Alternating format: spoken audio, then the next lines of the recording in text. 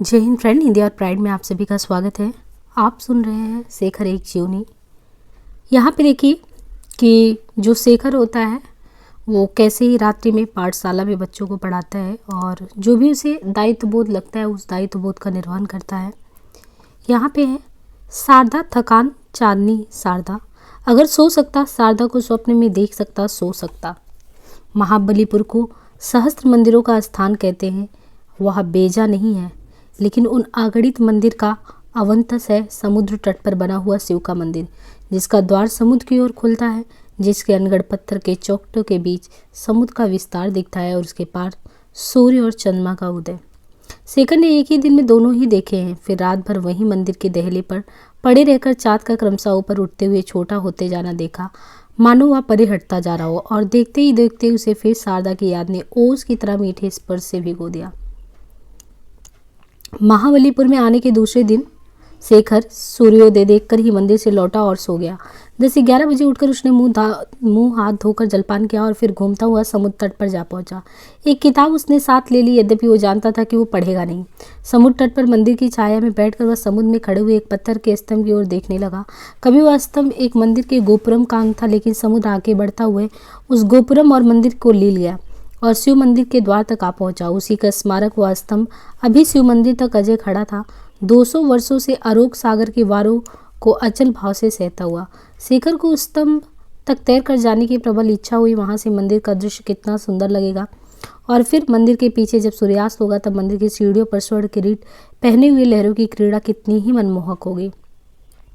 3 बज चुके थे। 1 घंटा भर उसने किसी तरह पढ़ने के बहाने को रोका। फिर उसने कपड़े उतारकर एक बोतली बनाकर रख दी और पानी में उतर पड़ा।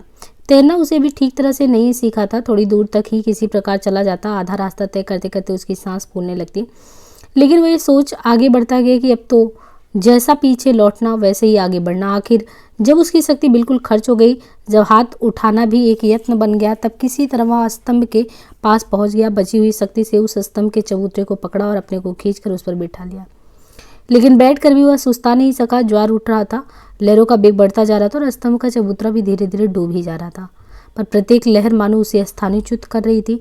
थोड़ी देर में शेखर ने पाया कि सिर्फ वहाँ टिके रहने के लिए जितना जोर उसे लगाना पड़ रहा वह उसे शीघ्र थका देगा और तब उसका वहीं डूबना निश्चित हो जाएगा। उसके मन में मानो तटस्थ भाव से ये बात आई कि वो वहाँ वैसा बनना नहीं चाहता, उसकी मृत्यु और किसी तरह होने को है। शेखर ने स्तंभ को छोड़ दिया और किनारे को होकर के तैरने लगा। सूर्यास्त में भी देर थी, लेकिन धूप का प्रकाश कुछ लाल सा था। शेखर उनका स्वर सुन नहीं सकता था। किनारे पर मछुए थे, उनके नंगे बच्चे इकट्ठे होकर नाच रहे थे, लेकिन उसे लगा कि वे उसी खंबे के पास देखकर उसे चिल्ला रहे थे। उसे इससे सुख सा हुआ। वो तैरते हुए अपने को भी उन बच्चों में एक अच्छा अनुभव करने लगा। वो थक गया, हाथों ने उठने से इनकार कर दिया। वो गोते खाने लगा। उसे याद आया कि ऐसी हालत में घबराना नहीं चाहिए, गोता खाकर फिर सांस के लिए ऊपर उठना चाहिए। वह लहर के नीचे डूब गया। थोड़ी देर बाद फिर ऊपर आया, तब सांस की कमी से उसके सारे शरीर में सुइयां चुभ उठी थी। उसने हवा के एक बड़े से झोंके के लिए मुंह खोला। एक लहर आई जिसके ऊपर वह उठ नहीं सका। मुंह में हवा के साथ पानी भर गया। वो फिर डूब गया और फिर उठा, फिर मुंह खोला कि एक गहरी सांस ली, फिर लहर में छिप गया, तिलमिला गया, डूब गया। तब एकाएक उसने अपने को छोड़ दिया। कोई लाभ नहीं इसका, आगे मृत्यु है, फिर उठेगा, फिर पानी भर जाएगा, बेहोश हो जाऊंगा और अनजाने में मर जाऊंगा। व्यर्थ सांसें क्यों लूँ, मृत्यु यही सो मृत्यु। मैं जान लूंगा कि मृत्यु क्या होती है, अनुभव कर लूंगा। यहाँ घबराना नहीं चाहिए, ऐसा शायद किसी ने बतलाया, घबराना नहीं। उसने आंखें खोली। खारा पानी उनमें चुभ गया था, विस्तीर्ण कड़वा नीलापन। मृत्यु मैं दुख देख लूंगा, घबराना नहीं होगा। मृत्यु बच्चों का कोलाहल, क्या ये फरिश्ते हैं? शेखर ने उठने की कोशिश की, लेकिन सफलता इतनी ही मिली कि घबराकर मुंह से और नाक से खारा पानी उलट दिया। पीठ में बड़ा दर्द हो रहा था, छाती पर मानो पत्थर रखा हुआ था, बदन सारा चरमरा रहा था। वह अवश्य मर रहा है, लेकिन मर गया क्यों नहीं? उसने फिर बैठ उठने की कोशिश की, आंखें खोली। मछुए के बच्चे उसके छिले हुए बदन को घेरे हुए थे। एक आदमी उसकी छाती दबा रहा था। समुद्र को उसकी जरूरत नहीं थी, लहरों ने उसे निकाल कर बाहर फेंक दिया था। वह एक बड़ी जलती हुई यातना भरी कोशिश से उठ बैठा। वह चाहता था उसी रात मद्रास लौट जाए, लेकिन उठना भी उसके लिए असंभव था। मछुए उसे धर्मशाला तक पहुंचा गए थे, वहीं वह पड़ा था। सारी बदन बुरी तरह दुख रहा था, लेकिन उसे लगता था जो कुछ हुआ ठीक हुआ। वाह, अब वो जी सकेगा, बढ़ सकेगा। उसने मानो पुनर्जन्म पाया था और अब वह जीवन का सामना दोबारा करने के लिए तैयार था। वह जो चला आया, उसने सौंदर्य में जो वेदना को भुला देने की संघर्ष से बच भागने की कोशिश की थी, वो व्यर्थ थी, गलत थी। सौंदर्य कुछ नहीं, अगर वह शक्ति नहीं है, प्रेरणा नहीं है, यह समुद्र ने सिखा दिया। उस आदि गुरु, आदि सत्य, आदि शिव, आदि सुंदर समुद्र ने, समुद्र वही है जहाँ संग्राम है। उसे वही देख सकता है जिसके भीतर शक्ति है। उस आदि शक्ति को जिसने एक बार देखा है, उसने अपने को सदा के लिए समर्थ ही माना है। वह पथभ्रष्ट नहीं हो सकता, मर सकता है पर झुक नहीं सकता, नष्ट हो सकता पर कीच में नहीं रेंग सकता। लेकिन जीवन ने जाने क्यों सूना हो गया है। शेखर ने अपने को हॉस्टल के लोगों से किसी प्रकार के भी संपर्क के खींच लिया। एंटीगोनम क्लब छोड़ दिया, पत्र भी बंद कर दिया और निर्मम होकर अपनी पाठ्य पुस्तक चाटना शुरू किया। लेकिन वह शून्य कुरुद कुरुद कर कहने लगा, लोगों से बच लोगों, मुझसे कैसे बचोगे, दिन भर पढ़कर या पढ़ने की कठोर व्यर्थ प्राय तपस्या करके। वह शाम को उदास सा मुंह लेकर कभी समुद्र किनारे जा बैठता, कभी हॉस्टल से कुछ दूर पर एक सरोवर के बीच बने हुए मंदिर के पीछे, जहाँ घंटा ध्वनि और आरती तो सुन पड़े और झील में दीपकों का प्रतिबिंब भी दिखे, लेकिन आने जाने वाले लोगों ने दिखे। उस पर एक दुख की छाप थी, यद्यपि वो नहीं जानता था कि उसे क्या दुख है, समझ भी नहीं पाता था। कभी उसे लगता वो सौंदर्य चाहता है, सौंदर्य ही वो शक्ति है, लेकिन वह शक्ति नहीं मांगता, सौंदर्य मांगता है। कभी उसे लगता वह एक संगी चाहता है, लेकिन वह संगी भी देवदास नहीं, सदाशिव भी नहीं, और शारदा भी नहीं हो सकती। यदि भी वो चाहता है कुछ और इनसे अलग, इनसे ऊपर कुछ, लेकिन वैसा क्या हो सकता है। अपने से झलाकर वह पूछता है, क्या मैं देवता चाहता हूँ, जबकि वे होते ही नहीं, हो ही नहीं सकते। एक दिन सदाशिव ने कहा, देखो शेखर, अभी परीक्षा के 3 सप्ताह बाकी हैं, काफ़ी पढ़ाई हो सकती है, क्यों ना मेरे साथ घर चलो, वहाँ त्रावणकोर की शांति में ठीक से पढ़ सकोगे। शेखर ने खामखा अप्रसन्न स्वर में कहा, क्या मैं पढ़ता नहीं हूँ? पढ़ते तुम हो, लेकिन पढ़ाई नहीं होती। क्लास में तुम सदा अच्छे रहते आए हो, अब देखता हूँ। शेखर ने कुछ उदासीन से स्वर में बिना विरोध के कहा, पास हो तो जाऊँगा कि नहीं? सदाशिव ने इसका उत्तर नहीं दिया। बोला, मैं कल परसों चले जाने की बात सोच रहा था, तुम भी चलो तो अच्छा हो, इकट्ठे होंगे तो दोनों को प्रोत्साहन भी मिलता रहेगा। तुम्हें अच्छी तरह पास होना ही चाहिए शेखर। शेखर कुछ देर तक चुप रहा। उसने देखा कि सदाशिव का निमंत्रण सच्चा है, उसकी सत्कामना भी सच्ची है, और त्रावणकोर शारदा का जन्म स्थान, उसके सहसों की क्रीड़ा स्थल और शायद उसका वर्तमान निवास। एकाएक वह सदाशिव के प्रति अपनी रुखाई के लिए शर्मिंदा हो गया, लेकिन हाँ, वह नहीं कह सका। शारदा के कारण भी नहीं, बल्कि उस प्रलोभन के कारण और भी नहीं। समुद्र ने उसे यहाँ फेंक दिया, ये वहीं रहेगा अधमरी सी अवस्था में, ऐसा ही। नहीं सदाशिव, मैं नहीं जाऊँगा। क्यों नहीं जाओगे?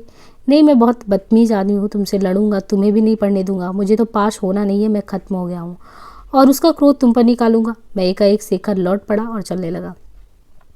सदाशिव ने उसके कंधे पर हाथ रखकर कहा, शेखर मुझे बताओ, तुम्हें क्या दुख है? शेखर पिघल गया। उसने चाहा कि कंधे पर से उस हाथ को झटके जिसके सहारे सदाशिव एकदम इतना पास आ गया, पर वैसा कर नहीं पाया। उस पर हाथ के स्पर्श ने उसका निश्चय बदल दिया, लेकिन इनकारी की रुख अब स्वीकृति में आ गई। शेखर ने ढीले स्वर में कहा, अच्छा चलता हूँ, लेकिन एक शर्त है। क्या? कि आज ही चल पड़ो, आप अभी शाम की गाड़ी से। सदाशिव ने एक स्निग्ध मुस्कान लेकर कहा, चलो बांधो बिस्तरा। त्रिवेंद्रम पहुंचकर सदाशिव ने घर में शेखर को अलग कमरा दिलवा दिया और कह दिया कि वह जितना चाहे एकांत ले सकता है, सदाशिव भी बुलाने पर ही आएगा, केवल नौकर अपने काम के लिए आया करेंगे। शेखर ने नज़र फिराकर चारों ओर देखा। बड़ी शीशेदार खिड़की से बाहर झाँककर वहाँ खड़ी यूकेलिप्टस के पेड़ और उसके नीचे बड़ी कैनवस की आराम कुर्ती को भी वह संतुष्ट होकर पूछा, यह कमरा है किसका? पहले मेरा था, अब तुम्हारा है, पढ़ाई के लिए ठीक रहेगा। शेखर ने जैसे जाग कर कहा, सदाशिव तुम हो दोस्त कहलाने से काबिल, और यह कहने के प्रयास से झेप सा गया। सदाशिव चला गया। पढ़ाई कुछ ठीक होने लगी। वह पाता कि सदाशिव के अलावा उसके घर के लोग उसे स्नेह करते। उसने स्वयं कहकर भोजन उनके साथ ही करना आरंभ किया। उसके बाद कुछ देर वह उनके साथ सदाशिव की वृद्धा और कुछ पागल किंतु स्नेह भरी माँ के साथ और सदाशिव के छोटे भाई के साथ गपशप भी करता। सदाशिव की एक बहन थी जिसे माँ को बहुत प्रेम था। उसके मरने पर ही वह दुख से पागल हो जाती थी और तब से मस्तिष्क का विकार पूर्णतः ठीक नहीं होता। केवल शाम को घूमने जाते समय उसे किसी का साथ सह नहीं होता। वह अकेला ही न जाने किधर किधर भटक कर रात तक लौट आता। कभी कोई पूछता कि किधर गया तो कह देता, यूँ ही शहर की तरफ, यूँ ही पता नहीं कहाँ, कोठिया। 6 दिन की पढ़ाई के बाद उसे फिर एक धक्का लगा। घूमते घूमते वह याददाश्त के लिए अक्सर राह की कोठियों दुकानों के बोर्ड पढ़ा करता था, यदि भी बहुत ध्यान से नहीं, और अक्सर पढ़ते ही भूल जाता। उस दिन भी वह अनसना सा बोर्ड देख रहा था कि दिल धक सा हो गया। उस धड़कन से चौंक कर उसने दोबारा बोर्ड पढ़ा, शारदा के पिता। वह ठिठक गया। फाटक के पास आकर दोबारा नाम पढ़ा, फिर खड़ा रह गया। भीतर जाने को हुआ, लेकिन इतना उद्विग्न था कि जा नहीं सका। फिर धीरे धीरे वो लौट आया। उस शाम और अगले दिन वह किसी से मिला नहीं। शाम को वह फिर निकला घूमने और उधर ही चला। अहाते के भीतर घुसकर देखा कोई नहीं था। कोठी के बरामदे में जाकर उसने किवाड़ खटखटाया। नौकर ने किवाड़ खोलकर नाम पूछा। शेखर ने बता दिया। कुछ क्षण बाद उसने देखा कि वह शारदा की माँ के सामने खड़ा है। माँ ने बहुत सी इधर उधर की बातें की। स्वास्थ्य पूछा, परीक्षा का नतीजा पूछा, आपकी पढ़ाई की बात पूछी, माता पिता का कुशल क्षेम पूछा, वहाँ आने का कार्ड और रहने का ठिकाना पूछा, चाय के लिए भी पूछा। शेखर को सिर्फ एक ही बात पूछनी थी, लेकिन वह उसके लिए साहस ना बटोर पाया। वह उत्तर ही उत्तर दे सका। आधे घंटे बाद लौट आया। 8वें और 9वें दिन भी पढ़ाई नहीं हुई। तब उसे याद आया कि सदा से उन्हें 10 दिन के लिए वहां आने की बात कही थी। क्या कल लौटना होगा? वह जल्दी कपड़े पहनकर फिर उधर चला। फाटक के भीतर घुसते ही उसने देखा कोठी कि एक और शारदा खड़ी है। उसने अभी यह लक्ष्य किया कि शारदा ने भी उसे देख लिया है, पहचान लिया और क्षण भर भी रुके बिना फौरन भीतर चली गई। वह भीतर जाकर बैठ गया। माँ थी, उनसे बातचीत करने लगा। आज चाय को भी उसने इनकार नहीं किया। उसमें कुछ समय तो लगेगा ही। शारदा कमरे में आई और अब मानो उसने पहले पहल शेखर को देखा। विस्मय के स्वर में बोली, तुम यहाँ कहाँ, कब आए? शेखर के उत्तर देने से पहले ही माँ ने मीठे स्वर में कहा, बेटी इनके लिए चाय बनवाकर भेज दो। शेखर ने लक्ष्य किया कि माँ के स्वर की वह मिठास सभ्यता के वर्षों के अनुभव से प्राप्त की हुई है। चाय पीकर वह चला। शारदा फिर नहीं दिखी। घर पहुंचकर शेखर ने सदा से उसे कहा, क्या कल ही चलना होगा? 2-1 दिन ठहर नहीं सकते? 2 छोड़ के 3 ठहरो। पढ़ाई ठीक हो रही है ना? हाँ। कितने घंटे पढ़ते हो? हफ्ते भर में ही क्या सूरत निकल आई है? कुछ मद्रास के लिए भी छोड़ दो ना। कहकर शेखर फिर एकांतवास में घुस गया। शेखर रोज वहां जाता, लेकिन बंगले के भीतर नहीं घुसता। उसने समझ लिया कि शारदा और उसके मिलने का बड़े सभ्य, मीठे लेकिन दृढ़ संग से विरोध हो रहा है। वह फाटक से कुछ दूर बाहर खड़ा होकर प्रतीक्षा करता रहा। तीसरे दिन शारदा अकेली बाहर निकली। उसके हाथ में एक सैंटिन के मनी बैग थे।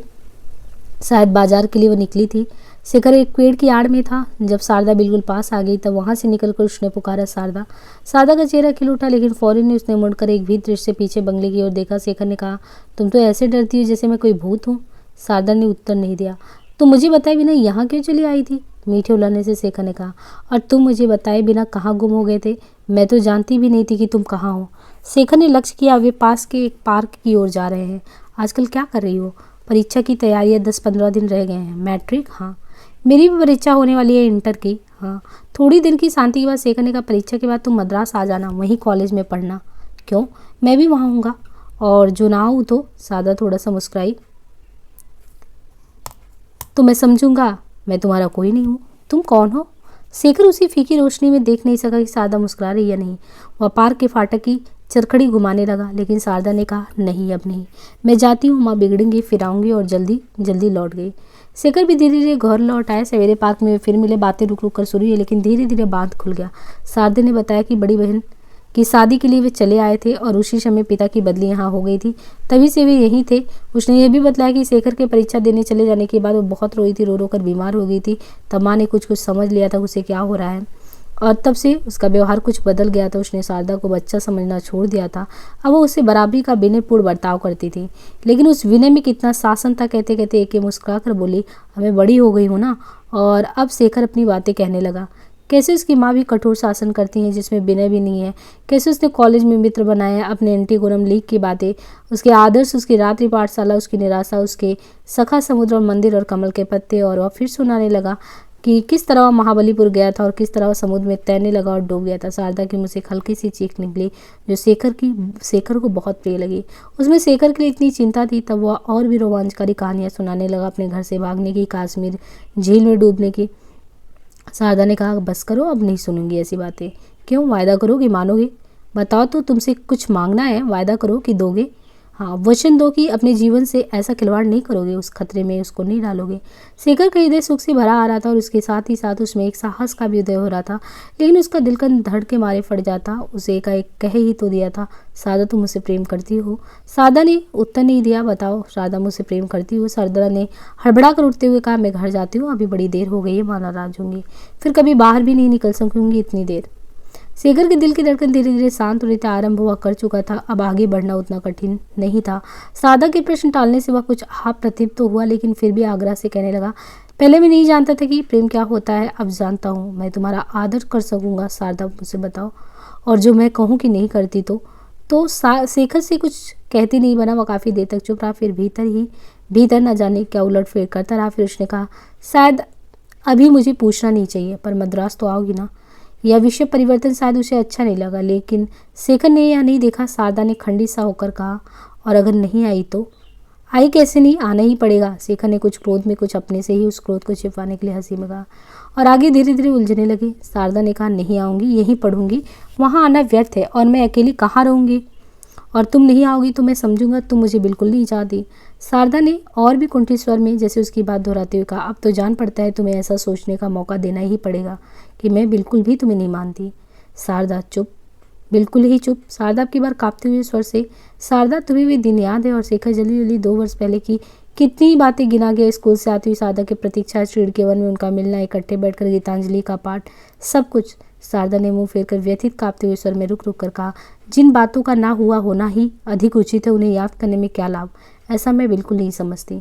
शेखर ने आगे बढ़कर शारदा की दोनों कलाइयां पकड़ ली। उसके आवेग में, उसके स्पर्श में, उसके स्वर में एक साथ ही यत्न से दबाया कोप भी था और व्याकुल अभ्यर्थना। शारदा, ये तुम्हें क्या हुआ? तुम मुझसे प्रेम नहीं करती? कहो, कहती क्यों नहीं? तबेगा एक रोष और आंसुओं से रुधे स्वर से तुम्हें प्रेम, मुझे खेद है कि मैंने तुमसे कभी बात भी की। शारदा ने झटक कर अपने हाथ छुड़ा लिए और अपनी कलाइयों पर पड़ी हुई शेखर की उंगलियों की गहरी छाप की ओर देखती हुई घर की ओर दौड़ी। शेखर कुछ देर वहीं स्तब्ध रहा, समझने की कोशिश करता हुआ कि ये क्या हो गया, फिर धीरे से लौटा। अगले दिन सुबह और शाम, उससे अगले दिन फिर सुबह और शाम शेखर पार्क में जाकर प्रतीक्षा करता रहा, लेकिन वो आई नहीं। तब शेखर को एकाएक विश्वास हो गया कि सब कुछ समाप्त हो गया है। उसे अचंभा नहीं हुआ, समुद्र ने उसे स्वीकार नहीं किया था। समुद्र अपनी नीलिमा में सब कुछ अपना लेता है। उसने भी शेखर को अस्वीकार करके फेंक दिया था, उच्छिष्ट था।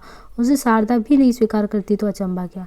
शेखर ने सदाशिव से कहा अब वापस चलना चाहिए, तैयारी पूरी हो गई तुम। सदाशिव एकाएक रुक गया, शेखर की आंखों में देखता रह गया। थोड़ी देर बाद उसने दुखी स्वर में कहा अच्छा चलो वहीं चलकर देखेंगे कि जो परीक्षा है उसकी तैयारी कैसे हुई।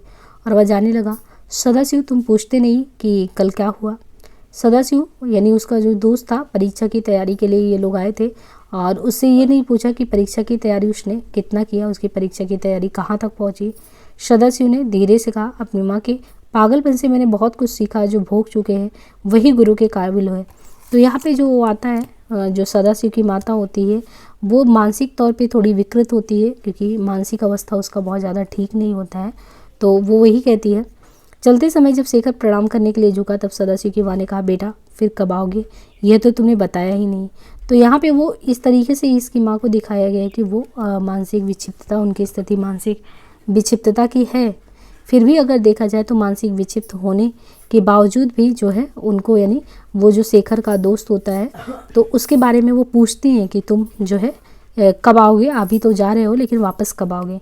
शेखर का जी भर आया, उसने एकाएक छुपकर माँ के पैर को छू लिया, लेकिन वो सदाशिव से कहता है कि तुम पूछोगे नहीं, तुम दुखी हो, इस दुख में अकेले ही रहोगे, मेरे पास आना बुरा लगेगा।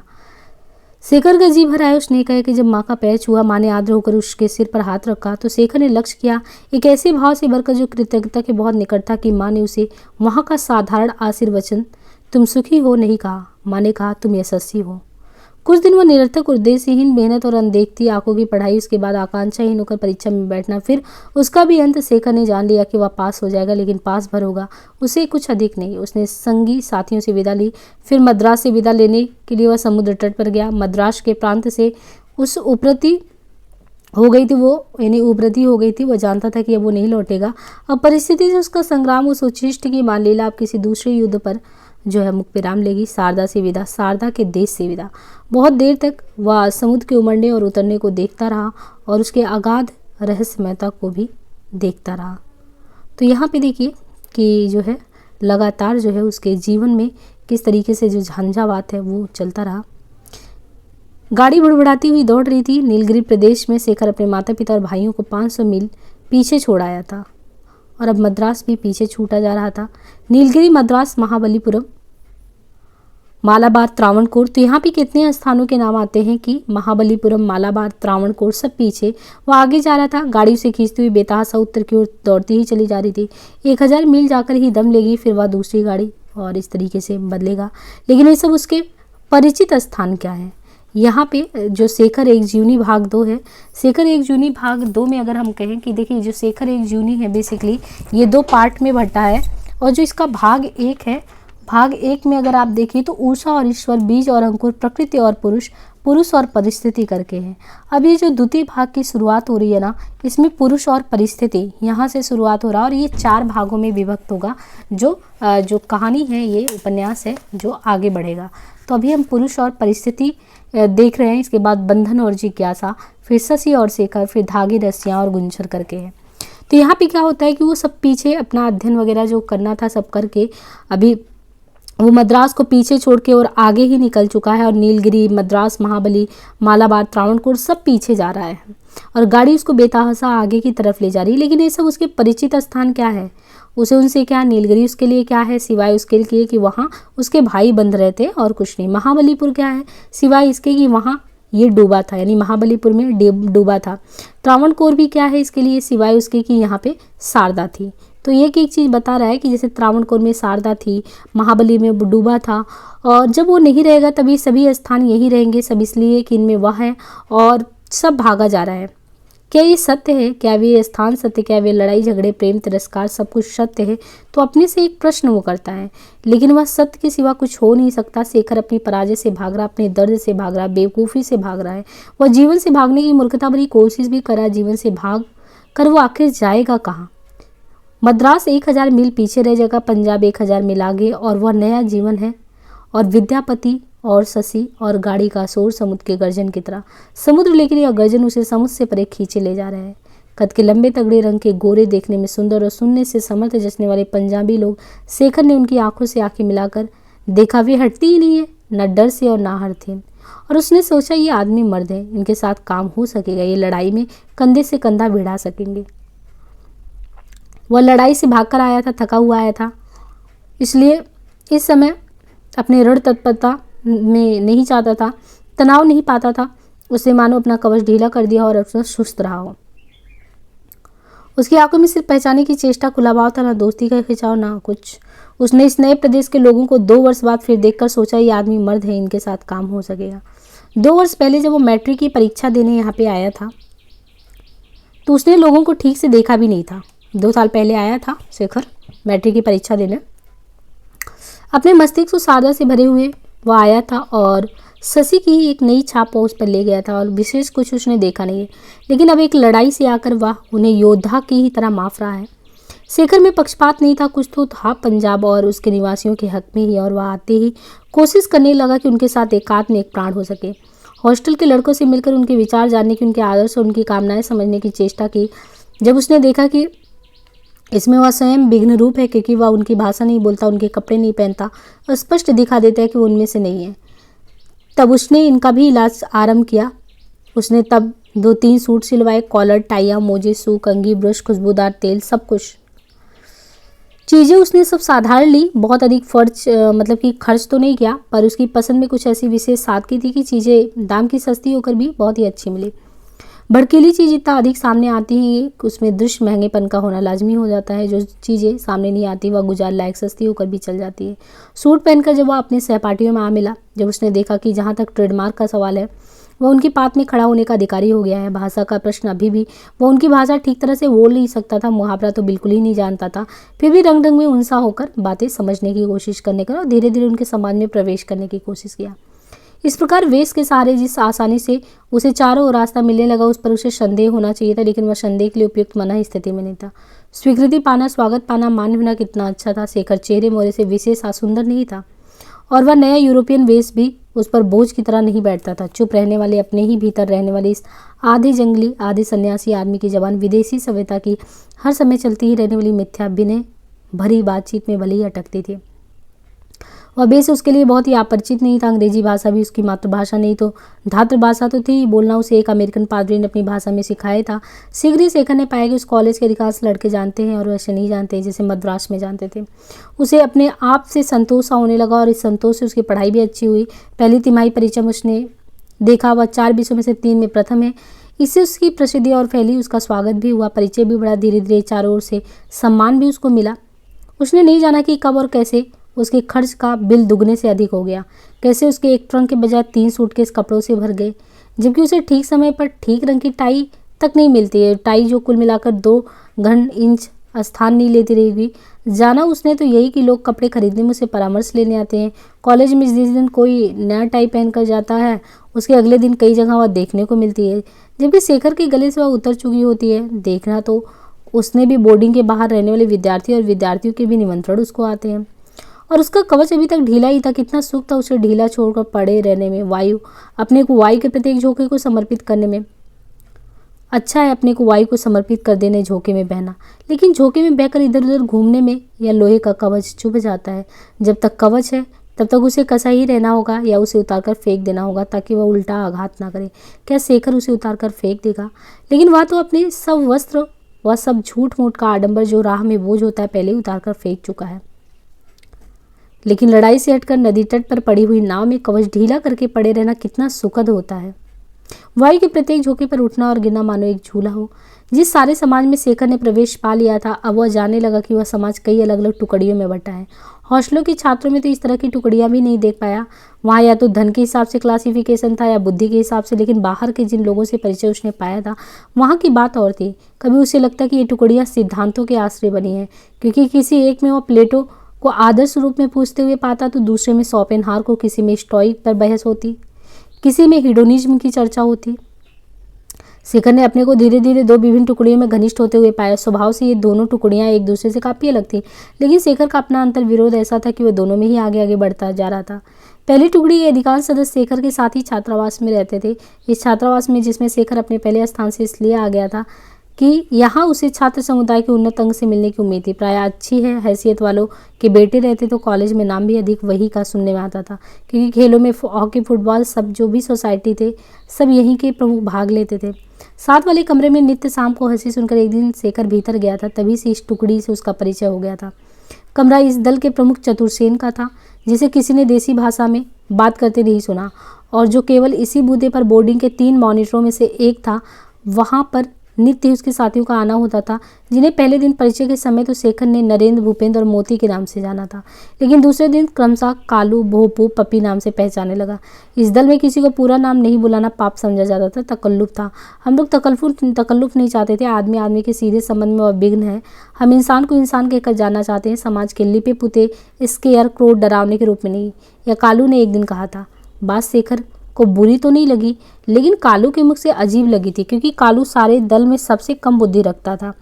पपी की बुद्धि प्रखर थी, कॉलेज में भी उसका स्थान बहुत अच्छा था, लेकिन वह प्रत्येक बात पर एक विकृत व्यंग भरी हंसी हंस देता था, यहाँ तक कि अपने पर भी। वह उसी के साथ निरंतर कटाक्ष करता रहता। अक्सर वह कॉलेज की लड़कियों की बात करता और उसकी बात बात पर उनके स्त्री जाति मात्र के प्रति उसकी घोर अश्रद्धा और अवज्ञा जो थी वो टपक पड़ती। शेखर को लगता है यह आदमी तबीयत का यति है, लेकिन इसका संयम उल्टे मार्ग में पड़कर जहरीला हो गया है। तभी ये उपेक्षा ना कर निरंतर विष उगलता है और विचित्र बातें करता है।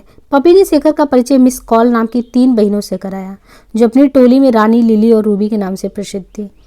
बड़ी एमए में पढ़ती थी, दूसरी दोनों बीए में थी। उनकी फैशनेबल भ्रूविहीन और रंगी पलकों वाली आंखों, लिपस्टिक, बड़े ओठों के बीच भी वे प्राकृतिक सौंदर्य दिखी जाते, जिसे संस्कृत बनाने की कोई कोशिश उन्होंने नहीं छोड़ी थी। 2-1 बार मिलने के बाद जब शेखर उनकी युद्ध पीड़ित प्रबुद्ध वर्ग की सी उपराय हाउ डे यू पप्पी बातचीत सुनकर यह सोचता हुआ बाहर निकला था कि इतने उपराम के साथ रंग और लिपस्टिक का निभाव कैसे होता है, तब वह अनजाने में यह प्रश्न जोर से कर गया था। पप्पी ने पूछा, कौन सबसे ज़्यादा उपराम लगी तुम्हें? शेखर ने कहा, कह नहीं सकता, लेकिन रूबी शायद। अरे भाई, नाम मुझे याद नहीं रहते, मैं तो उनकी अलग अलग सेंट की बू से उन्हें पहचानता हूँ। शेखर थोड़ा सा मुस्कुराया। उसका परिष्कार इतना हो गया था कि इस ढंग की बातचीत में रस ले।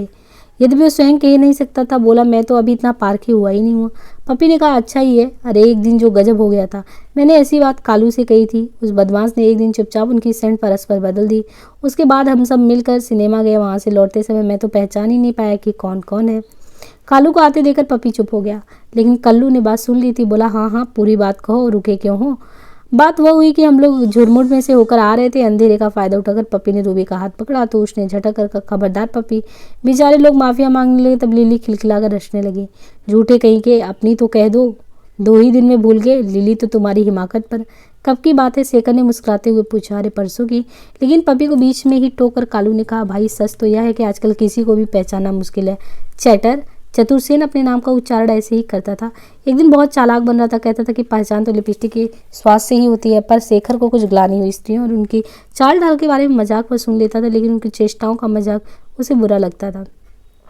प्रेम ओम कुछ नहीं, शरीर है और बुद्धि, एक शरीर को पकड़ता और एक पैसे को, बस यही तो प्रेम है। ये दृष्टिकोण उसका नहीं बन पाया था। वह अलग हो गया और सोचने लगा, परसों रात को ये सब लोग बोर्डिंग में थे। स्वयं चतुर्सेन ने 9:30 बजे हाजिरी ली थी। तब सिनेमा ये लोग कैसे गए?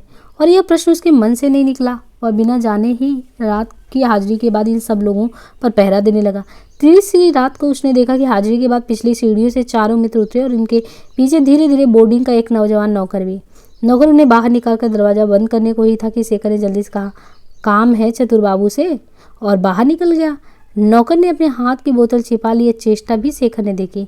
11:30 बजे शेखर लौट आया। चारों जन 2 मील के करीब जाकर एक घर में घुस गए थे। वहां देखकर शेखर लौट आया। द्वार खुला था। वह चुपचाप पिछली सीढ़ी से चढ़कर ऊपर सो गया। अगले दिन शाम को वह पता लेने गया कि मकान किसका है। वह उससे कुछ दूर खड़ा सोच ही रहा था कि किससे पूछे कि कॉलेज के गणित के प्रोफेसर निकले और शेखर को पहचान कर बोली, तुम यहाँ कहाँ शेखर? भले आदमी यहाँ नहीं ठहरते। क्यों? शेखर ने जरा विस्मय से कहा। देखते नहीं वह सामने वेश्याओं का मोहल्ला है। शेखर विस्मित और लज्जित होकर प्रोफेसर के साथ ही चल पड़ा। दूसरे दल में शेखर ने कभी स्त्रियों की चर्चा नहीं सुनी। इस दल की सारी चिंता मानव सभ्यता के सुधार की ओर लगी हुई थी। स्त्रियों की चर्चा कभी होती थी तो एक वचन में नारी सभ्यता की धुरी है, नारी सभ्यता की संचालिका है, नारी पुरुष प्रधान सभ्यता का केंद्र, नारी यह है और वह है। संभवतः इसका कारण यही था कि इस दल के सदस्यों में एक ही स्त्री थी और वह इस दल की नेत्री थी। मणिका ने ऑक्सफोर्ड और पेरिस में शिक्षा पाई थी। वहां से डिग्री लेकर भारत आई थी, किंतु पर्याप्त धन पास होने के कारण उसने नौकरी करना अनावश्यक समझा था। केवल समय बिताने के लिए सप्ताह में 4-5 घंटे कॉलेज में अवैतनिक रूप से साहित्य पर लेक्चर देना स्वीकार किया था और इस प्रकार विद्यार्थियों से अपना संपर्क बना लिया था। कॉलेज में ये बात प्रसिद्ध थी कि किसी कॉलेज का कोई भी योग्य लड़का अवश्य मणिका देवी के मंडल में होगा और इसलिए अपने को योग्य समझने वाला या ना भी समझने वाला लड़का सदा इस ताक में रहता कि किसी प्रकार से उस मंडल की सदस्यता उसे हासिल हो।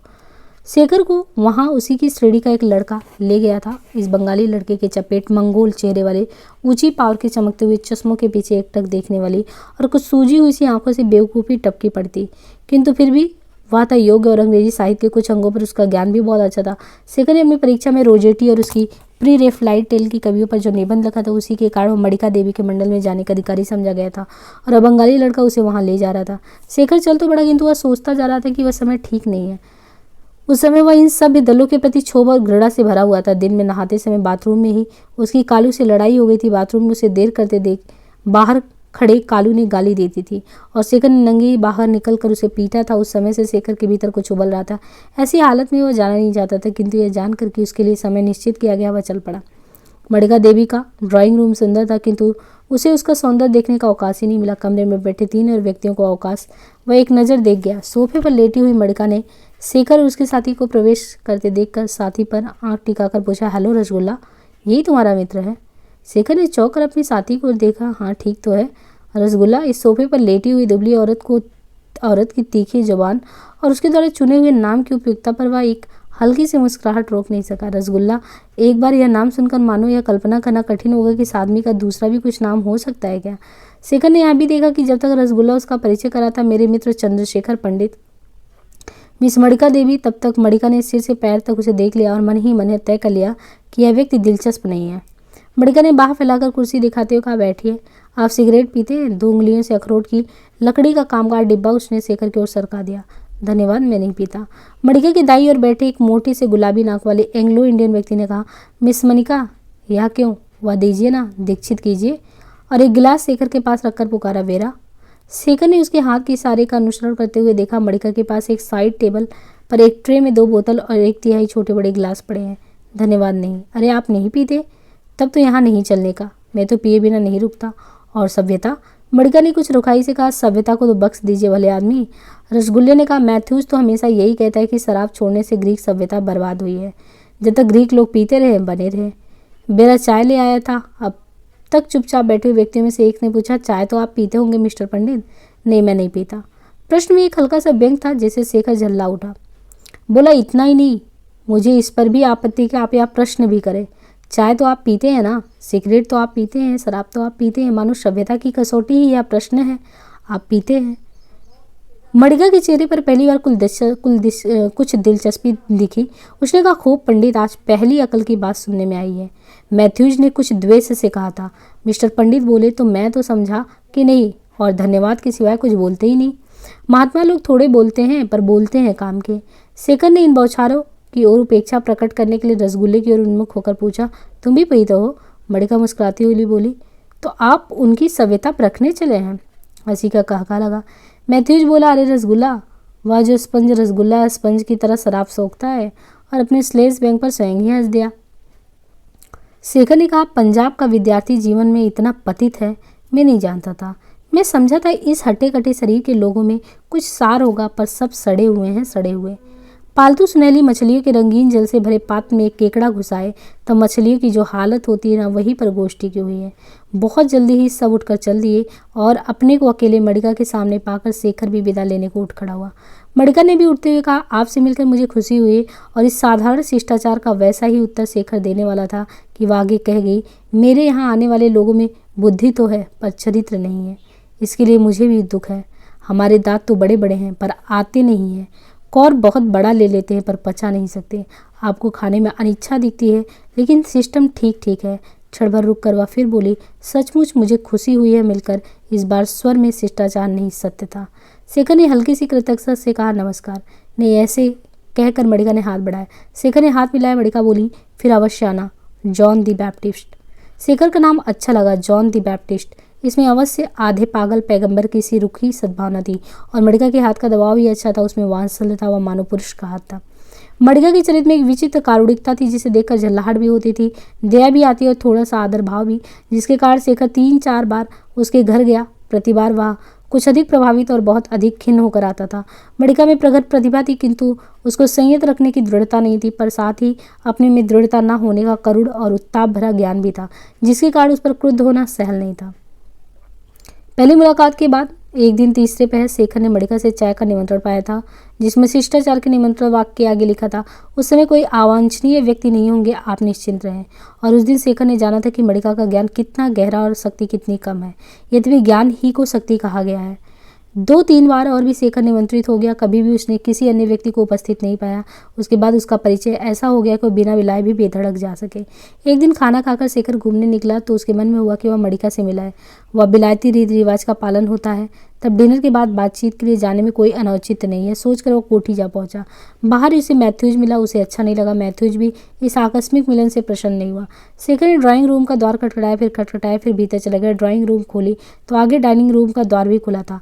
मेज पर जूठे बर्तन पड़े थे, किंतु कमरे में कोई नहीं था। शेखर क्षण भर असमंजस में खड़ा रहा, फिर ड्राइंग रूम में एक कुर्सी पर बैठा और तत्काल उठ खड़ा हुआ। सामने ड्राइंग रूम के कोने की तरफ धीमे प्रकाश में नीले सोफे पर एक अव्यस्त नीली साड़ी पहने मड़िका लेटी हुई थी। एक नंगी बाह लटक कर फर्श पर टिकी थी।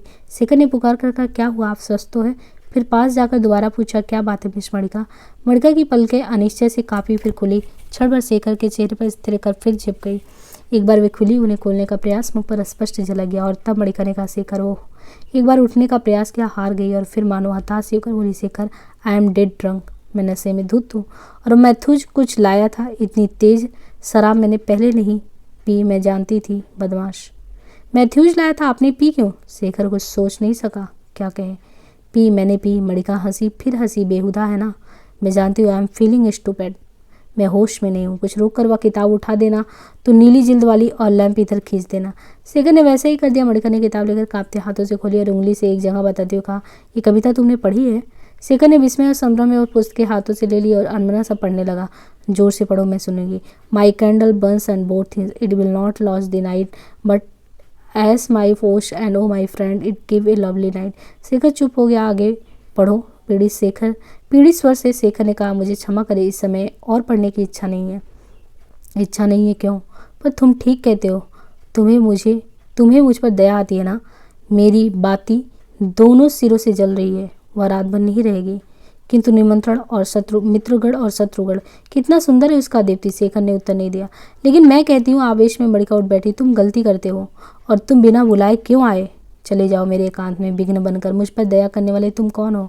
शेखर लौटने के लिए फिरा तो मड़िका फिर हंसी। मैं नशे में होना मैं जानती हूँ, किसी बेवकूफ़ों सी हंसी है मेरी। हाँ, तुम जाओ, बुलाने पर ही आना, समझे?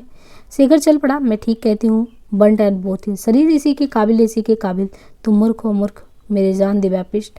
बाहर शेखर को याद आ रहा था कि एक दिन पहले बात बात में मणिका ने पूछा था कि आपको कोई शौक है, और उसने यूं ही कह दिया था मुझे चित्र संग्रह करने का शौक है।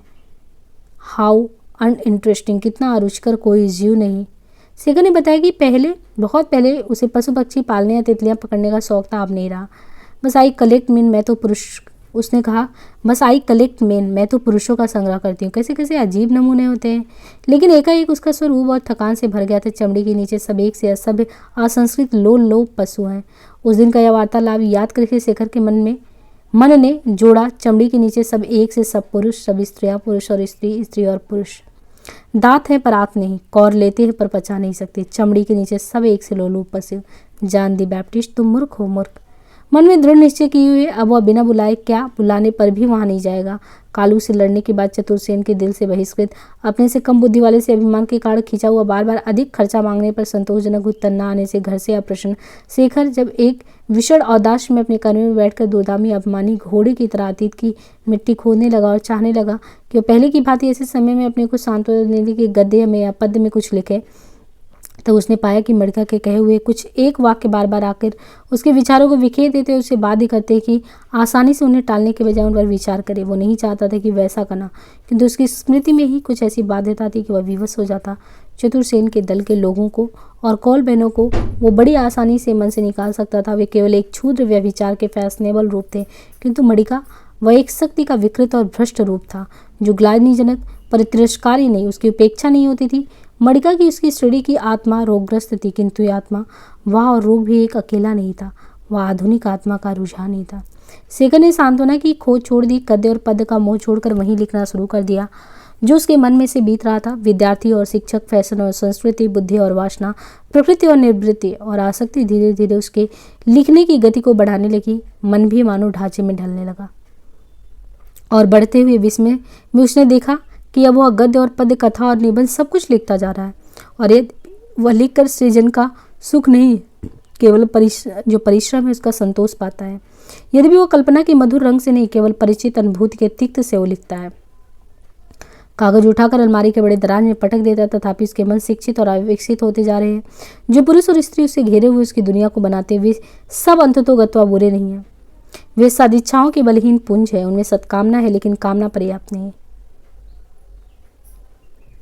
क्या ऐसों से घृणा करने का साहस मानव कर सकता है, किंतु ऐसा दया करने ही साहस का काम नहीं है। अकेला मानव अखिल संसार को दया की दृष्टि से देखे, इतनी स्पर्श, और धीरे धीरे बिना इस प्रश्न का कुछ निपटारा हुए ही उसके रंगे हुए पन्नों को ढेर से बढ़ने लगा और उसके मित्र उसके नवजागृत वैराग्य पर हंसने लगे। चतुर्सेन मंडली ने इसमें अपनी भारी विजय समझी और मौके बेमौके शेखर के बाहर निकलने पर कुत्ते बिल्ली की पुकारों से उसका स्वागत करके विजय उल्लास का नाम भी दिया। और साथ ही साथ अब अन्य लोगों ने समझा कि परीक्षा की तैयारी है, कुछ ना कुछ की मांगे हुए सूट बूट पहनता था, अब मिलते ही नहीं है, इसलिए बाहर ही नहीं निकलता है। तब गर्मी काफ़ी हो गई थी, परीक्षा के दिन निकट आ चुके थे। एक नशे से में शेखर ने 2-4 पुस्तकें पढ़कर तैयारी की, नशे से में परीक्षा दे दी और जान लिया कि वह अच्छी तरह पास भी हो जाएगा और फिर लिखने में जुट जाएगा। परीक्षा के बाद उसके सहपाठी तो घर चले गए थे, लेकिन बाकी विद्यार्थियों ने उसे अब भी पढ़ाई में जुटे हुए पाकर ICS की तैयारी से लेकर अफीम खाने तक सब तरह की अफवाहें उसके विषय में उड़ाई, पर वह जुटा ही रहा। अंत में शेष विद्यार्थियों की भी छुट्टी आई, सब अपने अपने घर चले गए और शेखर अकेला रह गया। एकांत के लिए शेखर तैयार नहीं था, एकांत का एक आतंक सा उस पर छाया हुआ था। उसे आवश्यकता थी निरंतर अपने से भागते रहने की, निरंतर अपने को केंद्रित किए रहने की। हॉस्टल में अपने को अकेला पाकर उसका मन नौकरों की ओर गया। एकाएक उनके जीवन में उसे दिलचस्पी हो गई, किंतु 2 या 3 दिन के बाद उसने ये तय कर लिया कि वहाँ वो कुछ अधिक नहीं जो मन को उलझाए रखे। या पहाड़ियाँ दिन भर चिलम पीते हैं और गंदी बातें भी करते हैं, शाम को 2-1 गीत गा लेते हैं और रात को कबड्डी खेलते हैं। तो सब मिला के उसको वहाँ पे बहुत ज़्यादा जचा नहीं। जिन लोगों ने इस तरह निरुद्देश भटकने में विशुद्धावारपन में कुछ नहीं बिताया है, वे कल्पना नहीं कर सकते इसका नशा कितना गहरा है। शेखर ने देर तक नहीं समझा कि जिस जिज्ञासु वृत्ति ने उसे फुर्सत के समय भटकने की ओर प्रेरित किया था, वो उसके कारण नष्ट होती जा रही है। वो क्रमशः पक्का लोफर बनता जा रहा है। अनजाने ही वह ऐसी परिस्थिति के निकट आता गया जहां वह भूखा होने पर चोरी करके खा सकता था, बिना उसके ध्यान भी किए उसने चोरी की और भूखे के लिए की, या शीत होने पर बिना उसे अनुभव किए ही किसी का कंबल चुरा लेता। इसलिए जिस दिन वह एकाएक उस पथ पर जा पड़ा जिस पर एक दिन उसने चतुर्सेन आदि का अनुसरण किया था, तो उसमें वह पूर्णतः अपराधी नहीं था। यद्यपि उस समय था वह होश में और खूब सचेत।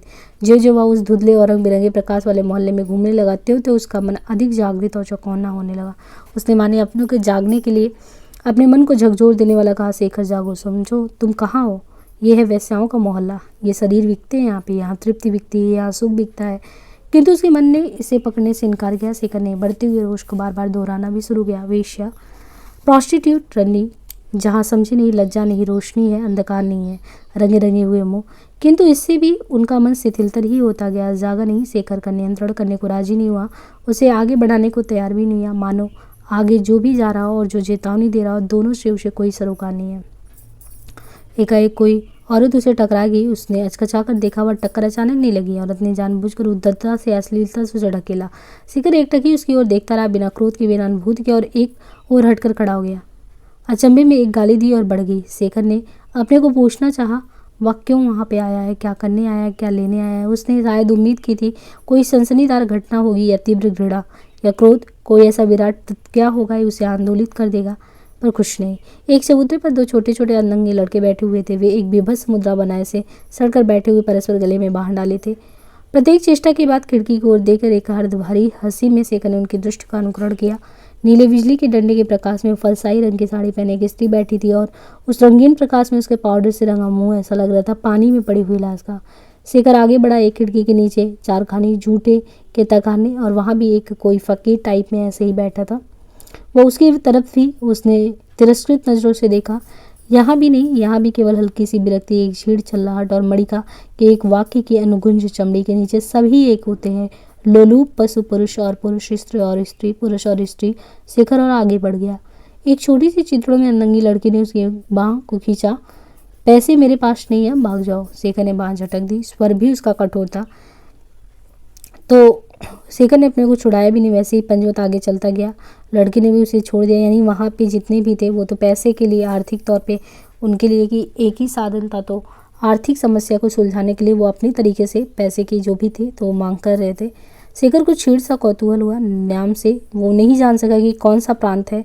वो जिसे संबोधन किया और जिसका स्वदेशी उसने समझा, वो रुका भी नहीं। जिसे उसने मुड़कर देखा, यद्यपि उधर से उसे लक्ष्य करके उत्पन्न की गई चुम्बन की जोरदार ध्वनि सुनाई दी। वह मोड़ पर ही मुड़ा था कि सामने से आता हुआ कोई बोला, फूल ले लो। नहीं, वे चमेली के गजरे नहीं थे। शेखर ने एक बार देखा, उसे लड़खड़ाया जैसे गोली खा गया हो। फिर स्वस्थ होकर सिर झुकाए, एक हाथ से आंखें छिपाता हुआ वहां से निकल पड़ा। वो भागा और न जाने क्यों एक निरर्थक वाक्यांश हथौड़े की चोट की तरह उसे बार बार उद्वेलित कर रहा था। उन कुमुद के फूलों ने उसके विचारों की धाराओं को जिस मार्ग पर डाल दिया था, और छुट्टियों में घर न लौटने के निर्णय ने उस पर जो कैद लगाती थी, उसके कारण शेखर के मन में शीघ्र ही कश्मीर जाने की लालसा तीव्र उठी। उसके सहसों का वह सुंदर क्रीड़ा स्थल कितना दिन हो गया था, उसे कुछ भी सुंदर देखी हुई, और कितनी तीव्र वेदना थी। लेकिन क्या वह सत्य था? क्या वह सचमुच सौंदर्य की खोज थी जिसके कारण उसका जीवन इतना अशांत था? क्या उसकी परिस्थिति की असुंदरता थी जिसके कारण उसका अंतर उबल पड़ा था, और जीवन केवल संभावनाओं को पकड़ने का दीर्घ प्रयास है? चीन की एक पुरानी कविता है जिसका भावार्थ है, व्यक्ति क्यों यह इच्छा लेकर अलसाया पड़ा रहे कि उसकी हड्डियां भी उसके पिता की हड्डियों के साथ ही समाधिस्थ हो। जहाँ भी कोई चला जाए वहाँ कोई ससे श्यामला पहाड़ी मिल सकती है। इस कविता का प्रणाम वाक्य बनाकर शेखर कश्मीर के लिए चल पड़ा था। जाता हुआ वो अपने मस्तिष्क को अतीत की पुनर्जात स्मृतियों से भरता जाता, किंतु उसकी मधुरता उसे बांधती भी नहीं थी। कुछ हंसी भी उसे आती थी अपनी खोज पर, सत्य की खोज पे, ज्ञान की खोज पे, मुक्ति की खोज पे, परंतु वो जिज्ञासु प्रवृत्ति का था। अतीत झूठ था, कोई ससे श्यामला पहाड़ी उसमें नहीं थी, केवल समाधियां थी। शेखर ने श्रीनगर पहुंचकर गली गली छान डाली, उस पर कुछ भी प्रभाव नहीं। श्रीनगर में कुछ भी उल्लेखनीय नहीं था सिवाय भिन्न भिन्न प्रकार के गंध के, नगर के बाहर सुप्रसिद्ध उद्यानों की सैर के, है ना। जिस व्यक्ति ने अगर इन जो उद्यानों पर लिखाया था, अगर फिरदौस बरुए जमीन अस्त अमीनो अस्त अमीनो हस्त अमीनो अस्त, वह अवश्य कोई गणितज्ञ रहा होगा जिसे बागवानी का शौक चढ़ाया होगा। शेखर ने नदी, नाले और झील पार की, पर उनका सौंदर्य दर्शकों और यात्रियों को और उनके धुएंधार डूंगों का बेडूबा भीड़ सा विकृत हो गया था।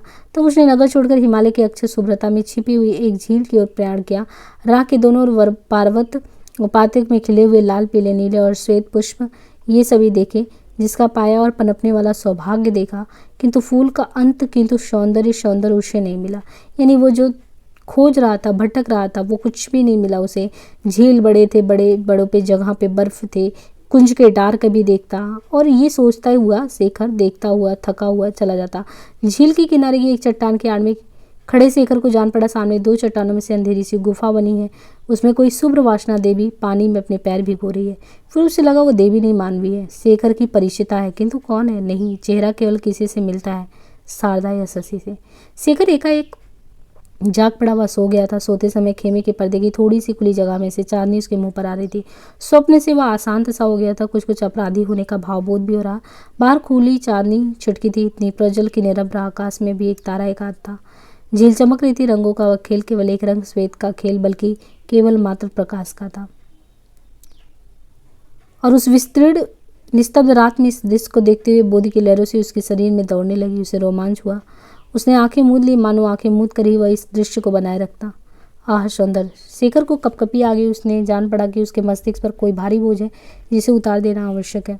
भीतर आकर उसने मोमबत्तियां जलाई और कागज कलम लिया और क्षण भरा निश्चय में कलम हिलाता रहा और कुछ लिखने का प्रयास किया।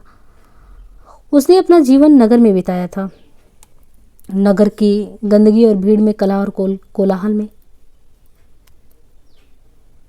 उसी में इतना संतुष्ट और चुप रहना वह सीख गया था। सिवाय नगर को जनसंख्या में इकाई जोड़ने के लिए कोई महत्व तो इसका नहीं था। वो उस गंदगी और भीड़, कला और कोलाहल का एक अंग था। अड़ोस पड़ोस में उसकी निरस्ता प्रसिद्ध थी। इसलिए जब उन्होंने सुना कि उसने अब की बार कश्मीर जाने का फैसला किया, तब हंसते हंसते उसके पेट फूल गए। वह कश्मीर देखने, वह तो भैंस का भी सौंदर्य नहीं पहचान सकता, कश्मीर क्या देखेगा? जिस सौंदर्य को बड़े बड़े कलाकार बोध के घेरे में नहीं बांध सके, उसको पकड़ने चला है वह सहज सहज गली का रेंगता केचुआ, जिसकी आंखें नहीं होती हैं, जो इधर बढ़ना चाहे उधर सिकुड़े बिना बढ़ नहीं सकता। यही तो है गधा पूछे कितना पानी। किंतु नीरस व्यक्ति होने के कारण इन सब बातों का कोई असर उस पर नहीं हुआ। उसे जाना था, सो गया। श्रीनगर में बहुत दिन रहा, घूमा भटका और सौंदर्य की खोज में जिसे सब देख सकते थे और बखानते थे, वही एक अभागा नहीं पहचाना था। धीरे धीरे उसका विश्वास होने लगा कि सौंदर्य निरी कल्पना, और जो जो यह विश्वास जमने लगे थे तो उसकी खोज भी अधिक व्याकुल ही होने लगती है। उसने पहलगांव देखा और निराश लौटा। गुलमर्ग का उस पर कुछ भी प्रभाव नहीं पड़ा। डल नीरस लगी और वूलर तो गंदले पानी का प्रसाद लगा। अंत में फिर अपने नगर उसकी गंदगी और भीड़, कला कोलाहल के बीच छटपटाने लगा।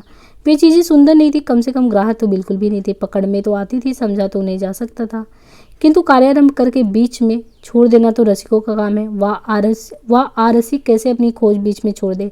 वह अपने खेमे के बाहर बैठकर सोचता, क्यों मैं ही संसार में एकमात्र व्यक्ति हूँ जिसमें सौंदर्य की अनुभूति नहीं है? क्या मैं ही पंगु बनाया गया हूँ, या मैंने अभी अपने को अधिकारी सिद्ध किया है? उसने निश्चय किया कि वो एक बार चेष्टा करेगा। अगर तब भी अनुभूति उसे प्राप्त होगी वैसी ही, तब वह सदा के लिए अपने गंदे और संकुल कोलाहल भरे नगर को लौट जाएगा। वह निर्णय कर लेगा कि वह हार गया था।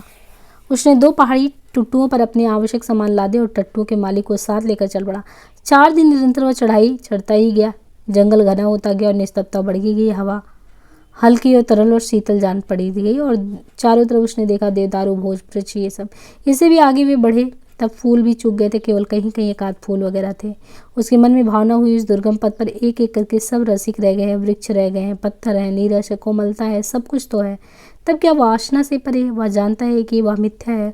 उसका गात भी वासना से झुलस सकता है और झुलसा है और झुलसेगा। तब क्या संसार में ऐसी कोई वस्तु ही नहीं है जो उसे सुख दे सके, जिसे वह सुख की उम्मीद कर सके? इतना अभागा भी होना कठिन है। इन आस पास पड़े हुए काले पत्थरों के भीतर भी तो कहीं कहीं हरे या श्वेत रंग है। एक आध घाटी पार करके वह सहसा खुली जगह पर आ गया, जहाँ सामने एक विस्तीर्ण झील था। उसने घोड़े वाले से खेमा गाड़ने को कहा और हल्की हल्की बूंदाबांदी में भीतर जाकर कुछ खा पीकर लेट गया और थक गया था, सो गया। कैसा मूर्ख है वह! क्या और भी कोई ऐसे सौंदर्य की खोज में निकला होगा?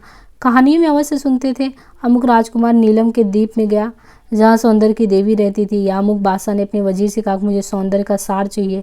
लेकिन कभी किसी ने यह सिद्ध करने की कोशिश की कि वह कहानियाँ सच है, कहानी यथार्थ है कि नहीं। वही एक मूर्ख ऐसा है, नहीं समझ पाया यथार्थ जीवन में रहकर कहानी जीवन की चीज पकड़ना चाहता है। क्यों ना लोग उस पर हंसे, उसे मूर्ख समझे। घर पर नगर की गंदगी और कोलाहल से घिरी हुई उसकी स्त्री भी उस पर हंसती होगी कि मूर्ख शादी करके सौंदर्य की खोज करने चला है।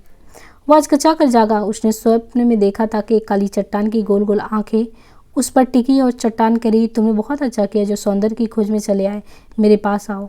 और फिर एकाएक उसकी स्त्री में पंडित हो गई थी, जो ठठाकर हंस पड़ी। वह उठकर बाहर निकला और लंबे लंबे डग भरकर झील की ओर चल पड़ा। वज्राहट सा पथ के बीच में वह रुक गया। कोई अनिर्वचनीय पदार्थ लहरें बांध बांध कर उसकी ओर उमड़ा आ रहा था। वो कुछ भव्य, कुछ रोमांचकारी उमड़ा ही नहीं, उसके मेरुदंड को कड़ी कड़ी कपाता भी था। उसके आगे बिछी हुई राका की ज्योत्सनाएं थीं। सौंदर्य गहरे मार्मिक आघात की तरह अनुभूतियां थी। लहरों पर चंद्रमा की किरणों का नर्तन था। प्रज्ञा के आघात के आगे वो लड़खड़ा गया, अनंत आकाश में खो गया। जो डायन को स्नान करते देख लेता है वह अंधा ही होकर रहता है। उस रूप के बाद कुछ देखने का सामर्थ्य भी रहना असंभव है।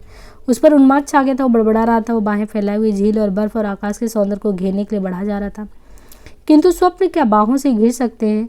वह तंद्रा में ही आगे बढ़ा जा रहा था झील की ओर। अगले दिन जब सूर्योदय तक भी वो तंबू से बाहर नहीं निकला, तब घोड़े वाले भीतर गए, पर वो वहां नहीं था। कुछ देर घोड़े वाले ने प्रतीक्षा की, फिर खोज के लिए निकल पड़ा। कहीं कुछ नहीं, केवल बर्फ ही बर्फ, कुछ पदचिन्ह बस।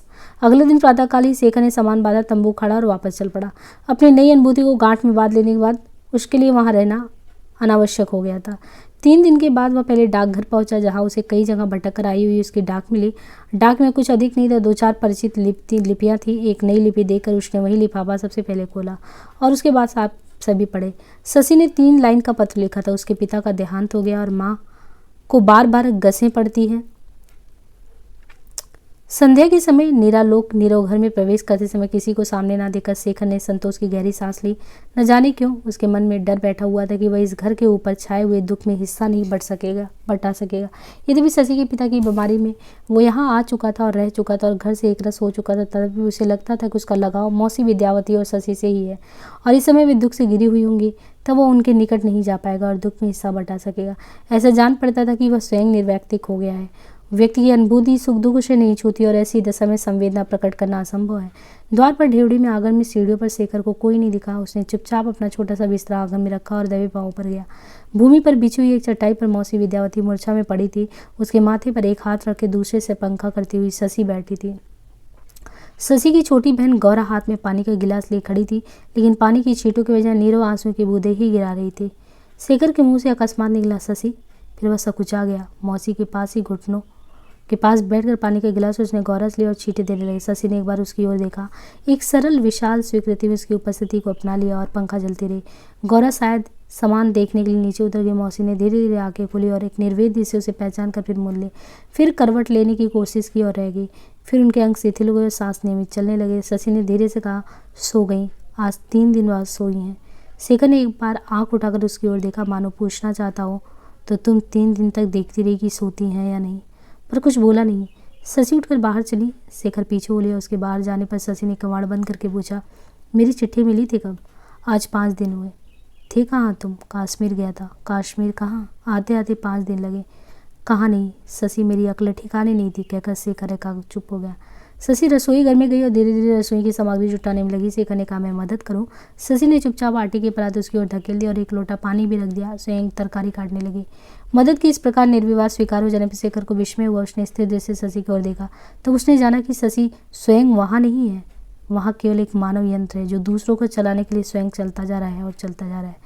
और तब एकाएक उसने पाया कि वह निर्वैक्तिक नहीं है। वह विषाद में डूब गया है कि उनका दुख उसका दुख है। गहरी संवेदना का स्रोत उसके भीतर कहीं उमड़ पड़ा। दुख संसर्गजन्य है, वह उदात्त और शोधक भी है। दुख का संसर्ग परिवर्ती को शुद्ध और उदात्त बनाता है। कुछ ऐसा ही ज्ञान वहां रहते हुए शेखर के भीतर से प्रस्फुटित हो रहा था। तभी उसने निश्चय किया कि वो वहां से ना जाकर वहीं दुख के आंचल में विश्राम करेगा। मृत्यु के झंझावत की चोट से छत बिछत हुए उस परिवार को 1 मास से ऊपर हो चला था। घर कम से कम कार्य व्यवस्था की दृष्टि से अपनी साधारण अवस्था पर आ चला था। कामकाज तो संसार की व्यवस्था के स्थिर एक रूप रखने वाली एकमात्र वस्तु है और मौसी विद्यावती तथा शशि दिन भर किसी न किसी काम में जुटी रहती थी। कभी जब पास पड़ोस की औरतें हमदर्दी दिखाने आ बैठती, तब वे कुछ न कुछ काम लिए बैठी रहती और निष्ठापूर्वक उस छिछली, कभी कभी मिथ्या और प्राय रूढ़िगत संवेदना के लिए आंचल पसारे रहती, क्योंकि वही परंपरा थी। भले ही उससे भाग्य के सारे छत और गहरे होते ही जाए, फूटे उठे चाहे जीवन रस बहा ले जाए। और शेखर इस विशाल मौन कार्य निष्ठा को स्तब्ध होकर देखता। वह दूर खड़े होकर अपलक दृष्टि से मौसी या शशि की ओर देखता रहता। जब कभी उनका ध्यान इनकी ओर खिंच जाता तो वह जल्दी से वहां से हट जाता। कभी मौसी बुलाकर पूछती, क्या है शेखर? तब वह कुछ उत्तर नहीं दे पाता और वह समझती कि उन्हें अपना दुख दिखाकर उसे दुखी न करना चाहिए।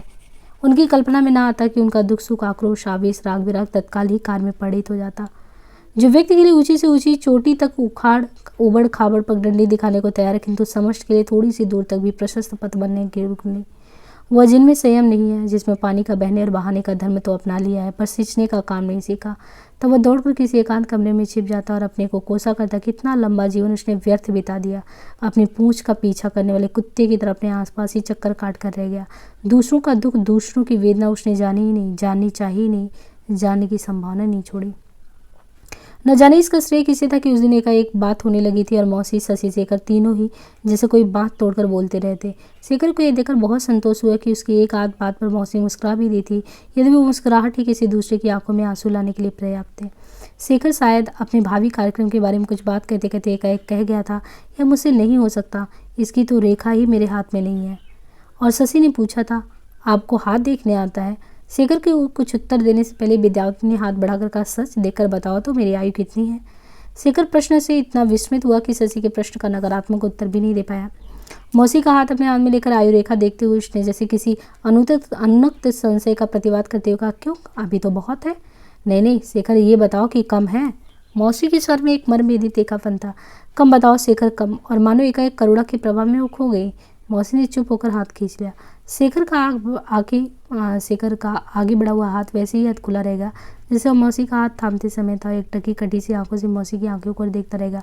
आत्मा की उन अतल सरोवर में किसी अमिताभ की ज्योति कौंध कर बुझ गई। मौसी ने संयत प्रकृतस्थ होकर एक झूठी हंसी हंसते हुए कहा, यूं ही सामुद्रिक भी कभी सच होता है। क्या जीवन इतना कठोर होता है? क्या जीवन के लिए एक स्पष्ट उद्देश्य इतना अनिवार्य? शेखर तो नहीं जानता कि उसके जीवन का क्या उद्देश्य, वह उठकर चला गया।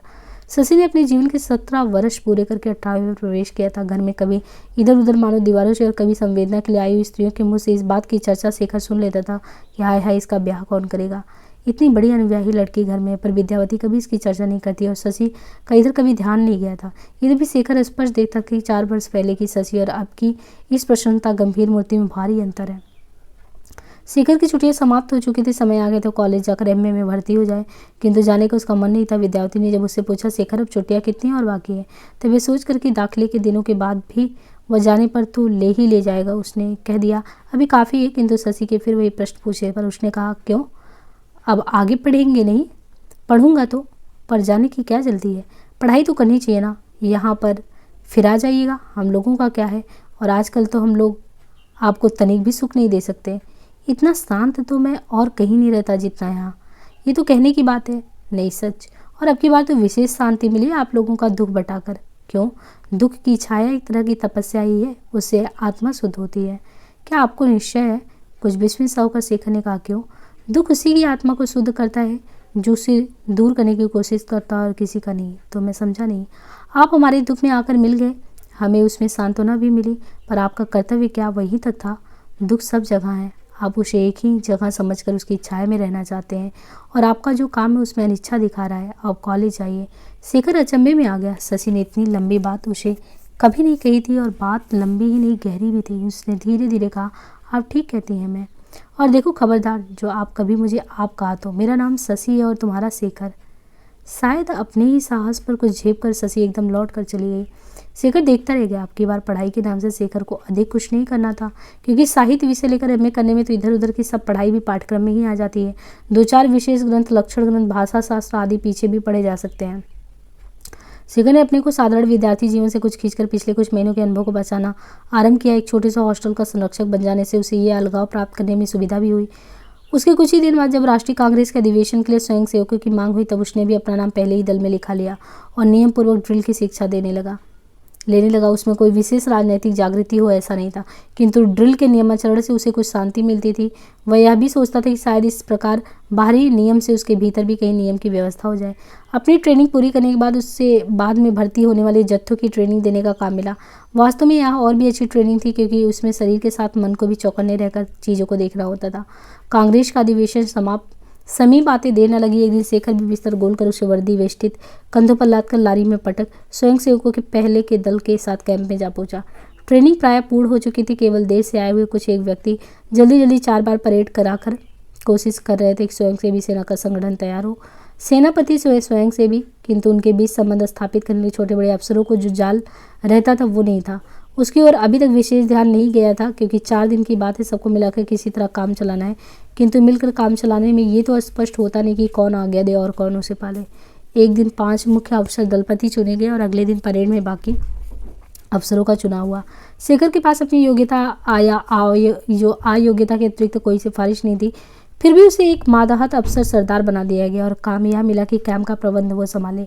कैंप में 1400 स्वयंसेवक थे। उनकी देखरेख की विशेष आवश्यकता ना होनी चाहिए थी, किंतु स्वयंसेवकों में कम से कम 300 कॉलेज के छात्र थे, जिनका विचार था कि जब ये स्वयंसेवक बन ही गए हैं और वर्दी के लिए भी आधी कीमत दे चुके, तब कोई कारण ही नहीं कि उनसे काम की भी आशा की जाए और कांग्रेस का तमाशा ना देखने दिया जाए।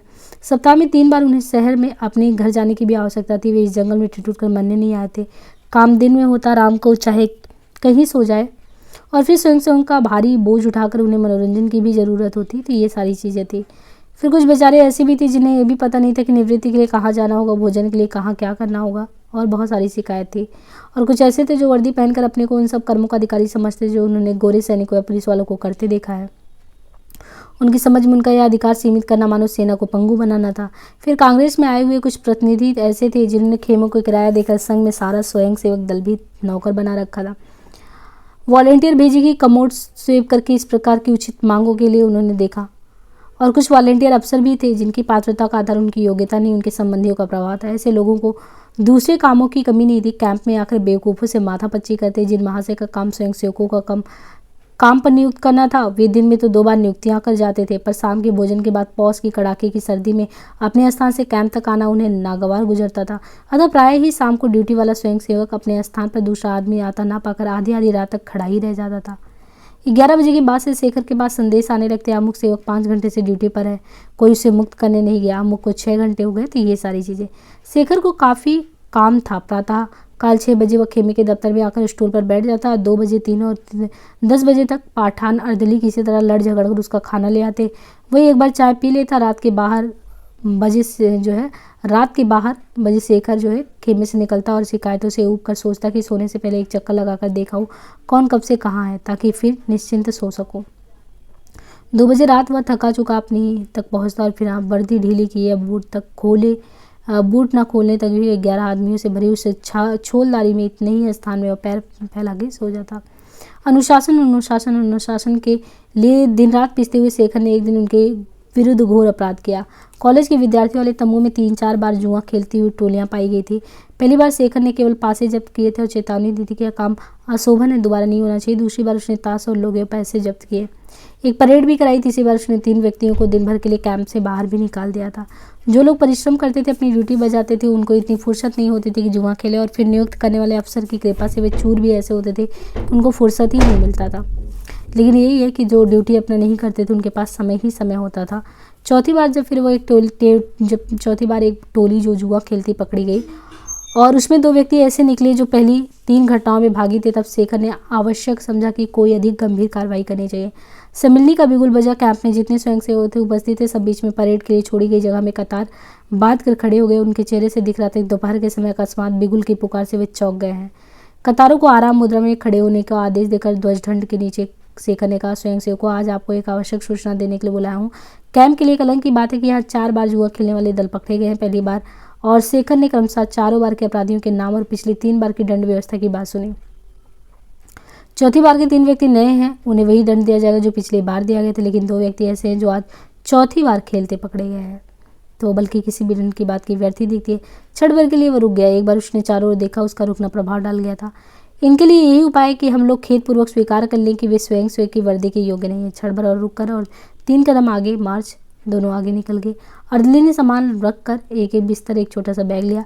तुम दोनों वर्दी उतार दो, अपने कपड़े पहन लो। दोनों ने एक बार आगे भरी दृश्य शेखर की ओर देखा, फिर सारी परेड में निस्तब्धता छाई रही। सामान उठाओ, दाहिने रुख मार्च। तीनों जोड़े कदम करके वो आगे निकलने को हुए। एकाएक परेड में से 3 आदमी आगे बढ़े आए। तीनों कॉलेज के छात्र। शेखर ने उन्हें कहीं देखा हुआ था, वे भी उसे पहचानते थे। क्या है, आपको कोई हक नहीं है वर्दी उतरवाने का। हम इसका विरोध करते हैं। अपने कॉलेज के छात्रों का अपमान किया है, हम हड़ताल करेंगे। वह अनिश्चय दिखाने का मौका नहीं था। शेखर ने कहा, स्वयंसेवकों के आप में से जो भी जुआ बंद कराना अपमान समझता है, वो 3 कदम आगे बढ़े आए। 3 एक व्यक्ति और आगे आए, मानो अपनी सफाई में। उन्होंने कहा, हम आपके रवैये का विरोध कर रहे हैं। ठीक है, आप लोग अनुशासन का विरोध करना चाहते हैं, आप कर सकते हैं। आप 6 आदमी वर्दी उतार दीजिए। अर्दली इन सब की वर्दी माल में जमा करा दो।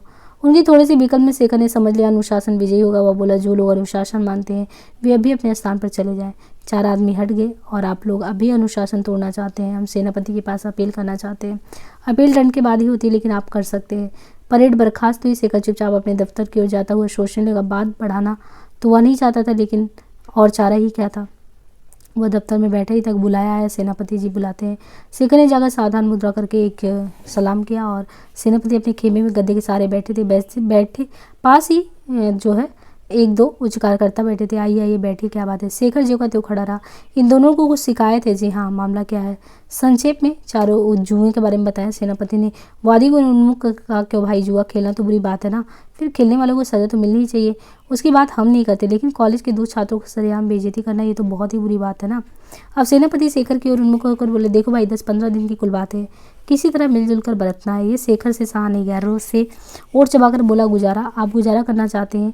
तब यह सब वर्दियां क्यों, संगठन क्यों, ओहदे क्यों? आप क्यों सुनहरे बिल्ले वाली वर्दी कस कर और तलवार लगाकर बैठे हैं? परेड क्यों होती, बिगुल क्यों बजता है? सेनापति इस आवेश के लिए तैयार नहीं थे। बोले, आप बहुत गुस्से में मालूम होते हैं। नहीं, मैं क्या कह रहा हूँ मैं अच्छी तरह जानता हूँ कि जैसे अनुशासन में वैसा होता तो मेरे लिए वही व्यवस्था होनी चाहिए। शेखर लौट कर जाने को ही तक सेनापति के पास बैठे हुए शुद्ध खड़कदारी महा से बोले, और यह तो हमारे यहाँ हिंसा के सिद्धांत के खिलाफ है। शेखर ने घूमकर तीव्र स्वर में कहा, क्या 2 आदमियों को ऐसे बेइज्जत करना और पीड़ा पहुंचाना हिंसा है? हमारी वाल्टीन सेना अहिंसक है। शेखर जो था वो क्षण भर अवाक रह गया। फिर उसका मन हुआ कि एक बार ठठाकर हंस दे और चला जाए। फिर अपने को वश में करता हुआ बोला, आपके प्रश्न का उत्तर भी हिंसा ही होगा, और बाहर चला गया। बाहर निकलते ही उसने संतोषपूर्वक याद किया, कुछ दिन पहले उस लंबे कद के गाढ़ा अवसर दिया गया था कि वो सेनापति के अंगरक्षक दल में जाए, उस दल के सदस्य का काम करे और ये सभी चीज़ें करे। परिणाम कुछ नहीं हुआ। निकाले गए व्यक्ति वापस नहीं बुलाए गए, यद्यपि उन्हें उनकी वर्दियाँ दे दी गई, क्योंकि उसकी कीमत उन्होंने दी थी। 2-4 बड़े अफसरों को छोड़कर, जो केवल अफसरी करते थे, हाजिरी नहीं देते थे, बाकी सब शेखर का फैसला उलटने के विरुद्ध थे। और जो विद्यार्थी विद्रोह होने वाला था, नहीं हुआ। रात के 9 बजे थे। शाम को ही घना कोहरा छा गया। अब वह मिलने लगा था, क्योंकि वर्षा होनी आरंभ हो गई थी। शेखर कंधे पर ओवरकोट डाले कैंप के द्वार पर खड़ा 9 बजे अपने काम पर जाने वाले की तैयारी देख रहा था और सोच रहा था, अभी थोड़ी देर बाद शिकायतें अपनी शुरू होंगी कि हमारी ड्यूटी बदलने वाला कोई नहीं है। बाई और जहाँ नगर को नाम देने वाली स्वर्गस्थ नेता की प्रतिमा पड़ी थी, कुछ कोलाहल हुआ। शेखर ने कान देकर सुना, कोलाहल बढ़ गया था। 3-4 दिन पहले कैंप में पुलिस ने छापा मारा था। कैंप की तलाशी लेकर खाली हाथ लौट गई थी। तब कांग्रेस नगर का वातावरण कुछ तना सा था। प्रत्येक असाधारण दिखने वाले, काले कोट वाले, लंबी मूछ वाले जो भी थे, संदेह स्वयं को रहता था। खुफिया के वहाँ होने में कोई भी हानि नहीं थी, ना कोई मनाही थी, किंतु एक तो स्वयं सेवकों को यह अनुचित हस्तक्षेप मालूम होता था।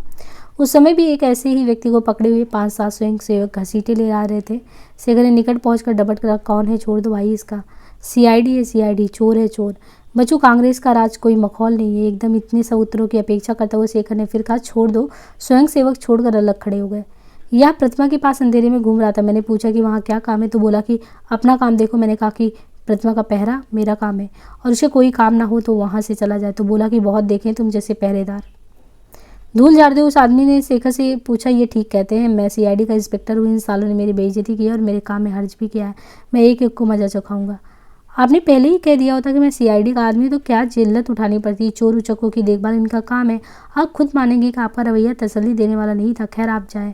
आपको जो तकलीफ हुई इसके लिए माफ़ी मांगते हैं। शेखर ने फिर स्वयं सेवकों को कहा, तुम लोगों ने नाहक आए एक भले आदमी को बेइज्जत किया है। जिन्होंने इसे पीटा है उन्हें माफ़ी मांगनी चाहिए।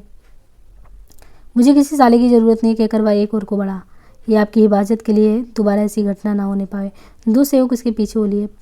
पहले बदले जा चुके थे। शेखर ने सोचा, लगे हाथ नगर का चक्कर भी लगा लेते और देख भी लेते हैं। यह जानवर उसे कुछ अचंभा हुआ कि वर्षा के कारण कई लोग अपना पहरा चुकाकर बदली वाले के आए बिना ही चले गए और कैंप से बदली वालों की खोज भिजवा रहे थे। अधिवेशन का केवल 1 दिन और था, कैंप के 3 दिन, इसलिए इस संबंध में अधिक पूछताछ अनावश्यक समझी गई। बारिश जोर की हो रही थी। प्रतिमा के पास पहुँचते पहुँचते उसने सुना, कोई गा रहा है, किशन बंसी वाला आजा। और फिर कुछ अटक अटक कर मानो नया प्रयोग करा, मोहन बदली वाले आजा। उसके बोटों की चाप सुनकर गायक चुप हो गया। शेखर ने देखा प्रतिमा के पहरेदार सतर्क से उसे देख रहे हैं। शेखर ने पूछा, नई ड्यूटी लगी है? जी नहीं। कब से हो? 3 बजे से। 3 से 6 बजे नहीं बदली? 6 बजे वाले ने मुझे कहा था कि उसे बाहर जाना है, मैं उसकी ड्यूटी दे लूँ। मैंने मान लिया था। और 9 बजे उसका तो पता नहीं, कोई बदली के लिए लगा होता तो आ जाता। शेखर ने मुस्कुरा कर कहा, उसी को टेर रहे थे क्या? वो झेप कर यूं ही थकान मिटा रहा था। बहुत थक गए हो? नहीं, भीग गया हूँ और बाह में दर्द हो रहा है। एकाएक शेखर इस आदमी के प्रति कृतज्ञ हो आया जो 2 आदमियों का काम करके तीसरे का शुरू करते समय गा रहा है। उसे जान पड़ा कि 1400 आदमियों में एक ने उसके अनुशासन वाले आदर्श का समर्थन ही नहीं, पालन भी किया है। उन्होंने कहा, मैं निश्चय करता हूँ कि तुम जाओ, तुम्हारी बदली मैं करूँगा। आप? हाँ, मुझे भी तो देखना चाहिए रात की ड्यूटी कैसी लगती है। पर आपके पास छाता नहीं, कुछ अनिश्चित से स्वर में अपनी ओर एक फटा छाता बढ़ाते हुए स्वयंसेवक ने कहा, यह ओवरकोट बहुत काफ़ी है, जाओ अब आराम करो तुम। स्वयंसेवक चला गया। शेखर चुपचाप नियमित गति से टहलने लगा। रात लंबी थी। शेखर का मन बहुत थोड़ी देर के लिए उस स्वयंसेवक पर टिका रहा, फिर उधेड़ वन में पड़ गया। उस सीआईडी वाले को उन्होंने पीट दिया बुरी तरीके से और उसने अपना नाम पता नहीं बताया। तब बिना उसे पकड़े क्या होता? पहरे का मतलब क्या होता है? कुछ भी नहीं। यह स्वयंसेवक तो 3 बजे से पहरे पर था, यह भी उसे पकड़ने में रहा होगा। तब यह क्यों नहीं गया? शायद प्रतिमा के पास खड़ा रहना जरूरी समझा होगा, इसलिए नहीं गया हुआ। अपने मन का काम होना तो जोक की तरह चिपट जाता है। यही तो शशि ने कहा था, मैं अपनी उलझनों में पड़ा रहता हूँ, आसपास दुनिया में जो मेरा कर्तव्य वो नहीं करता। दुख उसकी आत्मा को शुद्ध करता है, जो उसे दूर करने की कोशिश करता है, और किसी का नहीं। यही तो उसने कहा था। और दुख सब जगह है, मैं उसे एक जगह समझ रहा हूँ, अपना ही दुख लिए फिरता हूँ, और शुद्ध दूसरे के साथ दुखी होने में नहीं, दूसरों के लिए दुखी होने में। मैंने जो उसकी बदली कर दी, क्या उसी के लिए? मेरे भी तो मन में कुछ ऊट पटांग काम करने का अपने असंतोष के लिए तो मैंने उसे छुट्टी दे दी, पर इस संतोष से बचकर कोई कहाँ जाए? यह तो सब जगह है, अपने को नष्ट कर देने में संतोष होता है, तब क्या संतोष के लिए ही कोई अपने को नष्ट कर दे? असल में मुझे चाहिए था पहले उस नालायक नियुक्ति अफसर को बुलाकर यहाँ लाता, फिर 2-4 सुनाता और कहता कि इस गरीब की जगह ड्यूटी तुम दो, जरा इस पौष की वर्षा में चलो, फिर तोंद हल्की होगी। अन्याय को सह लेना, उसे बढ़ावा देना, अनुचित परिस्थिति में अपने को कष्ट देना कोई त्याग है? दूर आधी रात के घंटे खड़के उस वर्षा में मानो घंटे की आवाज़ भी भीग कर ठिठुर गई थी, ऐसी शिथिल सी थी वह। शेखर ने अनुभव किया कि उसका ओवरकोट पहले से चौगुना भारी हो गया है, और जो अब तक रक्षक था वही अब शत्रु हो गया। ओवरकोट के कारण वर्दी भी भीग गई और पानी की बहुत छोटी छोटी धारें भी गुदगुदा रही है। बूटों के तले वाटरप्रूफ है, पानी का बाहर भीतर नहीं घुसने देगा और भीतर का बाहर। ठंडी बढ़ती ही जा रही थी। बदली वाला अभी तक क्यों नहीं आया? क्या ये पहरा भी ऐसे ही जाएगा? ठेवनी और घुटनों तक उसका शरीर शून्य हो गया। अब उसे बिल्कुल अनुभव नहीं था कि बूटों में पानी है या नहीं है। 1 घंटे का स्वर इतना मंद था कि अगर शेखर के कान निरवता को भी सुन लेने के लिए चौकन्ने ना होते तो वह सुन भी नहीं पाता। नियुक्ति अफसर अनुशासन के नाम पर सभी चिढ़ गए थे। हिंसा है, यदि हिंसा है तो कर्तव्य की, जीवन की ही वित्तीय हिंसा पर कायम है। मैं कहूँ नियुक्ति अफसर को निकाल कर रात भर इस वर्षा में खड़ा रखना चाहिए तो वह हिंसा है, पर वह बिना कहे बिना सुने अनेकों की रात भर यहाँ भीगने और गलने दे तो वह हिंसा नहीं है। किसी से ऐसा कह दूंगा तो कहेगा तुम्हें किसी से क्या, तुम निष्काम कर्म करते जाओ, त्याग धर्म है। त्याग हम नहीं कहते त्याग बुरा है, पर तुम त्याग मांगने वाले होते कौन है? 2 अब की बार शेखर को क्रोध नहीं आया। एक नीरस मुस्कान भर उसके मुख पर दौड़ गई। त्याग मापने के लिए हर एक का अपना अपना गज होता है, और वह गज होता है उस व्यक्ति का अपना त्याग करने की क्षमता, जो कुछ कभी भी नहीं त्याग करता और हर जगह पे त्याग की प्रशंसा करता है। अमुक ने इतना बड़ा त्याग किया, ये त्याग किया वो, लेकिन क्या बदली रात भर होगी ही नहीं? नियुक्ति अफसर यदि उन्हें स्टेज पर खड़ा कर दिया जाए तो त्याग पर भाषण फटकारे तो समझ में आए ईमानदार लोग क्या होते। तो सब मिला के उसको बहुत ज़्यादा वहाँ पे क्रोध आता है। मुक्ति, स्वराज, स्वतंत्रता किसके सुंदर शब्द है, किंतु कहाँ है इनके पनपने के लिए खंडित खाद युक्त मिट्टी। 3 नहीं बदली की बात सोचने का कोई फ़ायदा नहीं। अब क्या होगा? जैसे 3 वैसे 6 बजे कोई आएगा ही, वह किसी को बुलाएगा। 6 बजे उत्थान का बिगुल बजेगा। हाँ, नेतागढ़ जनता को कोसते हैं, किंतु क्या यह जनता का दोष है? स्वाधीनता तो प्रकृत अधिकार उसके चाहने वाले आप उत्पन्न होने चाहिए तो जंगली वनस्पति की तरह फूटने ही चाहिए, पर हमारा वन प्रदेश काट दिया गया और स्वाभाविक सोते और जलागम सूख गए। हमारी मिट्टी भी बंजर हो गई है, और ये हमारे नेता ये नहीं है। अनावश्यक मरुभूमि के इन कटीले झंखाड़ों में नहीं है जीवन रस, और नहीं जीवन रस को बात करे स्वयं गलकर। शेखर चौका, पैरों की चाप क्या बदली आखिर? अब तो उसकी आवश्यकता भी नहीं। वर्षा थम गई थी, सर्दी भी अब जितनी लग सकती थी लग चुकी थी, लेकिन यह तो कई एक पैरों की चाप एकाएक 4-5 टार्च बत्तियों के प्रकाश से शेखर चौधरी आ गया। किसी ने कहा, यही का वाकया है, यह आदमी उन वॉलंटियरों का अफसर है जिन्होंने हम पर हमला किया था। शेखर ने रात वाले सीआईडी के आदमी का स्वर पहचाना और देखा कि कई एक पुलिस के सिपाही उसके सामने हैं। उनके अफसर ने कहा, गिरफ्तार कर लो, सवेरे कांग्रेस के दफ्तर को खबर देना। 2 सिपाही शेखर के अगल बगल हो गए। शेखर ने पूछा, मैं बंदी हूँ क्या? क्यों? उत्तर मिला, हाँ, थाने में चलना होगा। ऐसा जल्दी क्या है? सवेरे गिरफ्तार कर लीजिएगा, अभी तो ठंड से मेरी टांगें अकड़ी है। जला। सिपाही ने उसके बगल में हाथ डाले हुए पीटे हुए सीआईडी वाले ने कहा, देखो, अपना अपने रंग ढंग। सिपाही उसे खींच ले चले। एकाएक अपने को अपमानित अनुभव करते हुए शेखर ने झटका देकर अपने को छुड़ा लिया और कहा, चलिए जहाँ चलना है, इतना निकम्मा तो मैं नहीं हूँ कि सहारा चाहूँ। अफसर और मुखबिर ने फिर आंखें मिलाई। टोली चल पड़ी और चलते चलते शेखर ने देखा कि आसपास के वॉलंटियरों ने कुछ गोलमाल देखकर खबर कर दी और लोग जुटने लगे। पुलिस के मोटर में बैठते हुए उसे फिर शशि की वे शब्द याद आए, दुख उसी की आत्मा को शुद्ध करता है जो उसे दूर करने की कोशिश करता है। शुद्धि दूसरे के साथ दुखी होने में नहीं है, दूसरे के स्थान पर दुखी होने में है। क्या वह पात्र है? क्या उसकी आत्मा का एक नया परिच्छेद खुलने वाला है? क्या वह पूर्ण पुरुष है, विजेता है, और विजेता साथ ही परिस्थिति का स्वामी भी है? तो यहाँ पे देखिए जो हमारा दूसरा पार्ट है, तो दूसरे पार्ट में जो है ये परिस्थितियाँ जो है किस तरीके से उसको घेरे रहती है, तो यहाँ पे समाप्त होता है। और इसका दूसरे भाग का बंधन और जिज्ञासा इसका नेक्स्ट पार्ट है जो शुरू होगा। आज के लिए इतना ही, धन्यवाद।